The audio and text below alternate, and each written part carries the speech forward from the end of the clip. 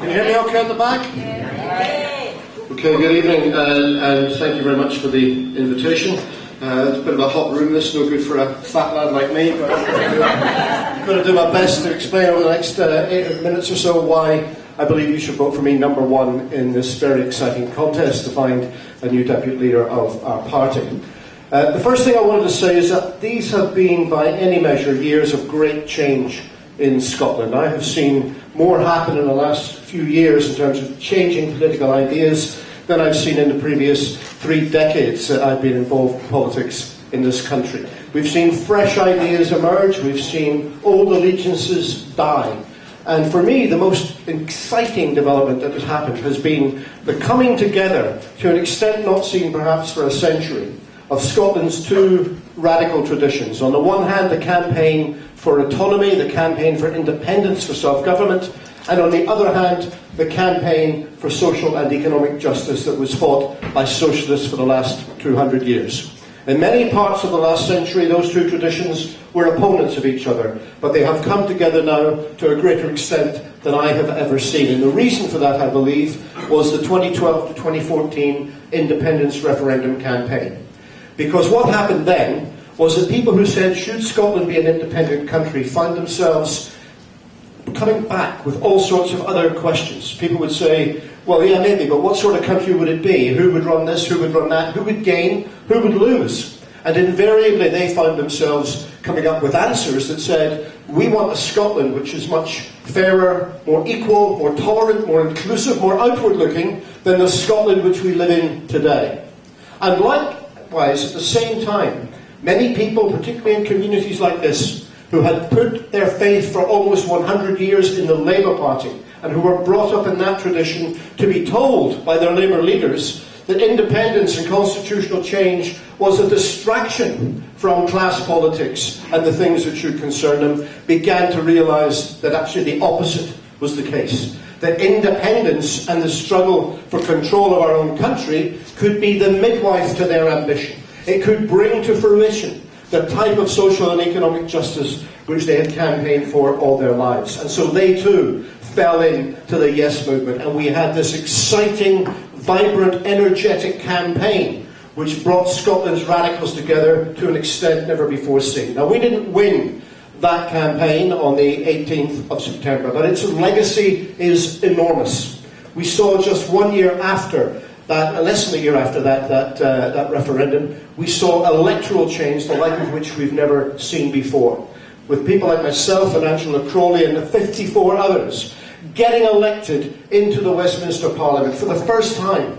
This country sending a majority of people down to London who would not be compromised by being part of the British establishment, who would stand up and fight for their constituents and fight for their country without fear or favour. A remarkable political change. And you've seen it here on the streets of the towns around here. You saw whole communities who had put their faith in the Labour Party transfer that allegiance to the Scottish National Party and say, you are now our champion, we now want you and we trust you to stand up to make the changes that we so much need. And then we saw tens of thousands of people join our party, come in wanting to be part of this campaign for progressive change in our country. And that's why I'm standing. Because I think the task that now presents us is how to consolidate those changes, how to galvanise together those people that have come into our party, and how to turn them into a politically effective organisation, the like of which this country has ever seen. And I believe we need to do 2 things to make that happen. The first is we need to consolidate our policy programme and actually put flesh in the bones of what we say we are, which is a left-of-centre social democratic party that wants change in our society. But the second thing we need to do is we need to look internally to our own rulebook, because the user's manual we had when we were a party of 20,000 people will not do now that we are a party of 120,000 people. And most of all, I'm standing because I believe we need an organisational upgrade. Starting at our most basic unit of organisation, the party branch. I want to take the best practice which already exists throughout this country and apply it everywhere. I want branch meetings to be a place where you can have fun, an uplifting experience. A a place where you go with like-minded individuals who agree with you to plan how to change the world around you, whether it's at the level of your community or your nation, a place where you can be inspired. And I can tell from the reaction that many of our branch meetings are not quite like that. So I want to put the focus back on to politics. I want to keep the reports and the business session to the end of the meeting rather than the beginning of the meeting. And what's more, I want to change how we communicate with our members. Sending out an email once a month isn't going to work. We need to have the physical equivalent on the streets of a telephone tree, a network of volunteers, each of whom will go around once a month and talk maybe to 15 or 20 other members and find out how they are, ask if they want to come along, tell them what's being discussed, or find out what their problems are and what's stopping them coming along. I think if we did that, we could probably double the level of attendance at our branch meetings overnight. But here's the thing, I don't think this happens by accident. I don't think we can just wish for this to happen. I think we need to make it happen. And that's why the other plank of my platform on which I'm standing is that we are a big enough organisation now to be able to afford full-time professional organisers in every part of the country backing up the efforts of volunteer activists in our branches and in our communities. We can't afford not to do it. So I want to see regional offices established with regional organisers accountable to committees of local branch members who will plan a campaign all year round, not just when it comes up for election. A place you can go to get advice, to get resources, to get information, to get help all year round. Because many of you will have tried to get that from our current organisation and you will realise that you don't get it. And you don't get it because there's nobody working on this stuff. And we can't afford to leave it like that any longer. We're a big organisation now. We had an income last year of over £6 million. I want to spend about 10% of that on regional organisers that will back up our party organisation. I want to get to a situation where campaigns don't mean you get boxes of leaflets delivered after they should have been going out.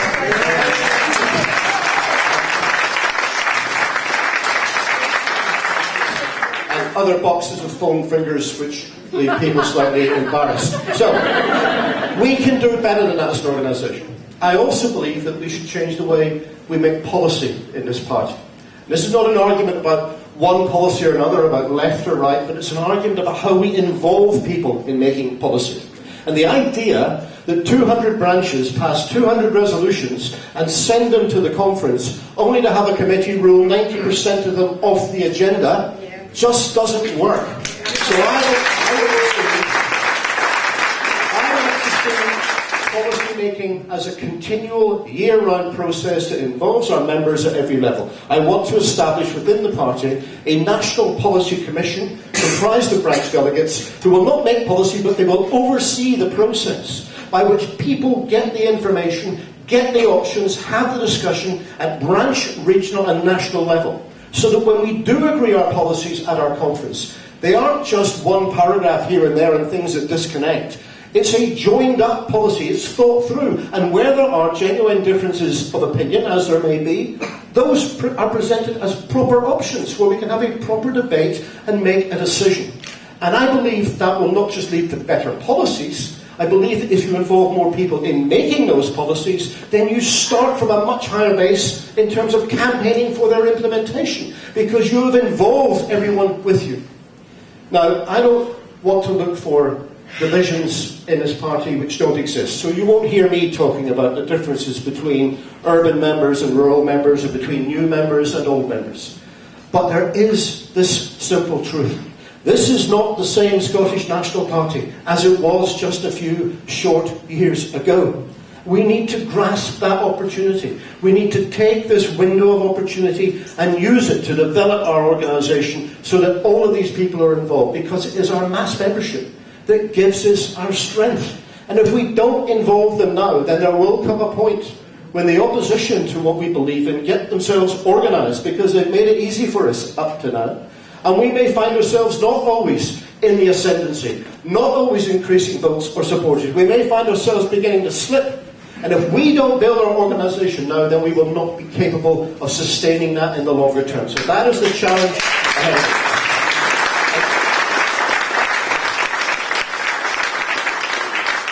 And I finally want to say this, that some people have pointed out I've not been a member of the SNP very long, and that's true. I point out in return that I've been a member of the SNP longer than most other members, but that's just a statement. That's a statement of just what has been happening to this party. But look, I might not have been around long in the SNP, but I've been around in Scotland and in politics for a long time. I've got 4 decades almost coming up of experience doing all sorts of things. I've been around the political bloc more times than I would care to remember. But most of all, I want to try and bring a fresh perspective to our leadership team. I want to come in with the knowledge and the ideas and the attitude of someone who came to this party as a result of the Yes campaign, as a result of realising that what I believed in the past in terms of how to make things happen no longer applied.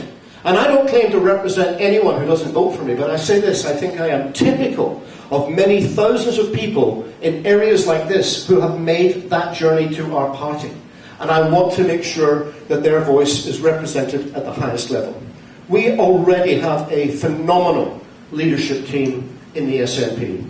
You now have an opportunity to expand rather than to stretch that team. And I hope that you will do so by giving me your first preference vote. Thank you.